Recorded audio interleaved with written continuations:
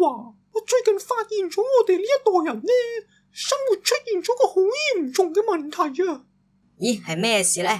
就係我哋家陣去到邊做緊乜，都係掛住望住部手提電話。嗱，你睇下佢，你睇下佢。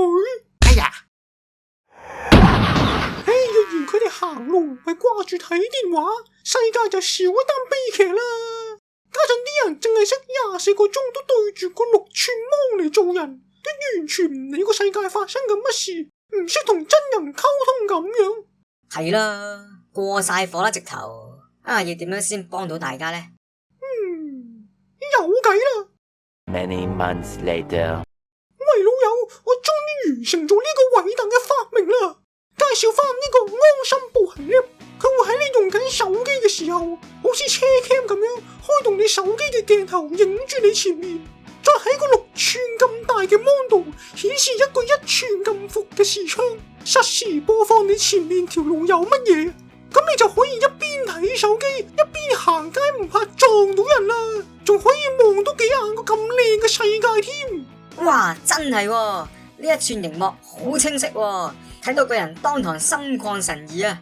架勢咧，佢仲要 AI 將埋左右兩邊嘅環境，你有需要嘅話望左望右都得啊，夠晒安全貼心啦話。Yes， 以後行街就可以全心全意用手機碌 IG 同埋 Flash 啊！嗱，我睇好你呢個發明，絕對會拎諾貝爾和平獎啊！我同你講啊，講埋啲衰嘢嘿。兩位，我都係八卦唔小心聽到先斗膽問下嘅啫。查實大家放低部電話，行緊嗰陣唔好望芒，專心行路，效果有冇可能顯著啲呢？超，唔睇住個電話，咁我 miss 咗啲乜嘢信息？你賠翻個時機俾我啊！你把口講就易，你個人渣。咪係，咁咪追唔切時下興啲乜嘢新聞同埋 memes 啊！喂，我脫晒節俾人睇唔起咁點算啊？仲有啊，冇得睇嗰啲大陸短劇啊 ，reels 啊嚟笑下。我抑鬱嗰陣啊，你幫我俾醫藥費啊，你講嘢都唔用腦嘅。叫人熄咗個芒，即係叫佢哋家陣唔好睇你啲無聊公仔片啦喎。到時啊，你聽黑食啦。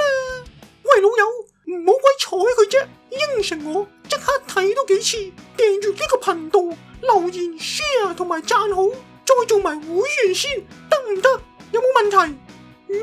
嗱，一陣聽完片尾曲，記得撳重播掣，一齊再投入呢一個6寸嘅奇妙世界。